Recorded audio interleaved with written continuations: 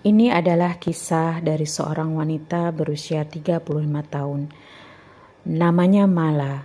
Dia mengisahkan dirinya yang pernah dirundung tekanan. Tiap hari ada saja orang yang datang ke rumahnya, bukan untuk kunjungan biasa, apalagi silaturahmi pengikat tali saudara, tetapi untuk menagih utang yang diutus rentenir. Setiap hari total hampir 100 ribuan saya harus keluar uang untuk bayar utang. Ungkapnya sedih, sementara penghasilannya sebagai tukang sayur sering tidak sampai 100 ribu. Jika dagangannya kurang laku, otomatis ia tidak bisa membayar utangnya. Akibatnya nilai pinjaman di rentenir menjadi berlipat ganda lantaran bunganya berbunga lagi. Alhasil bukannya berkurang, jumlah utangnya semakin bertambah. Warga kampung Pondok Miri, Desa Rawakalong, Gunung Sindur, Bogor ini mengaku dirinya tidak mempunyai alternatif lain untuk mendapatkan modal usahanya. Kalau pinjam ke tempat lain, urusan bertele-tele, tapi kalau pinjam ke rentenir, uang cepat cair, katanya beralasan.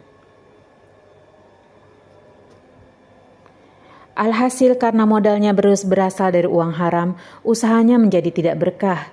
Setiap usaha makin laris, tiba-tiba ada saja masalah yang membuat usaha saya bangkrut, bahkan sampai 4 kali. Suami saya juga jadi banyak nganggur, sehingga otomatis keperluan keluarga mengandalkan hasil dagangan sayur. Untuk menutupi utang saya terpaksa harus menjual barang-barang di rumah, sehingga semua mebel, TV, VCD, kompor, kulkas, dan semua barang yang kira-kira laku dijual habis semua, ludes. Di tengah kondisinya yang serba kalut, ia pun curhat kepada Ustazah Nur, guru ngaji anaknya.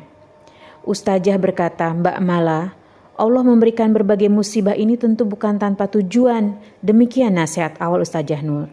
Siapa tahu ini teguran atas perbuatan dosa yang kita lakukan. Usaha pakai uang panas misalnya, lanjut Ustazah Nur. Uang panas bagaimana Ustazah? Modal saya pinjam kok. Tapi minjamnya kan ke rentenir, tugas sang ustazah. Mbak, orang yang meminjamkan atau dipinjamkan dengan cara riba, maka berdosa dua-duanya. Uangnya jadi panas, jadi usahanya pun tidak berkah, bahkan hidup jadi serba sulit, tegas ustazah lagi. Maka tinggalkanlah minjam sama rentenir, cari modal yang halal. Setelah itu perbaiki ibadah, jangan tinggalkan sholat dan bersedekahlah. Mungkin Mbak juga tidak bersedekah. Tutur Ustazah Nur, nasihat itu benar-benar masuk ke dalam hati Mbak Mala. Benar juga, aku bangkrut berkali-kali karena banyak dosa, termasuk kurang sedekah kali ya, pikir Mala. Maka dengan bismillah Mala mencoba menata kehidupan baru. Sedikit demi sedikit sholatnya dibenahi. Ia berdoa kepada Allah Subhanahu wa Ta'ala agar mendapatkan sumber modal yang halal. Allah tidak pernah menyia-nyiakan usaha hambanya dalam bertobat. Seorang langganannya bersedia memberikan pinjaman lunak berjumlah 5 juta rupiah dengan jaminan ahde jual beli rumahnya.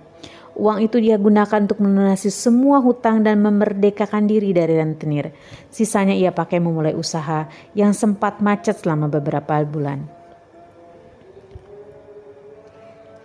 Tak lupa ia mengeluarkan sebagian besar pinjaman untuk menolong para tetangganya yang kurang mampu. Dan selama berdagang setiap hari ia mencoba sisihkan sebagian keuntungannya untuk bersedekah. Malah yang baru, setiap keuntungan usaha yang didapat wajib ia keluarkan untuk bersedekah. Subhanallah. Kebiasaan baru itu mendatangkan keberkahan dalam hidupnya. Usahanya tambah maju, bahkan sudah punya mesin parutan kelapa sendiri. Perabotan rumah tangga sedikit demi sedikit dapat dibeli lagi. Suami juga jarang nganggur, bahkan menjadi partner dagangnya. Alhamdulillah, anak-anak saya juga gampang diatur, bahkan sudah gak boros jajannya. Sebagai ungkapan rasa syukur, pernah pada Ramadan ia menyantuni 50 anak yatim dan janda duafa di sekitar tempat tinggalnya. Demikian kisah ini dikutip dari buku Dahsyatnya Sedekah oleh tim Asatidz Darul Quran.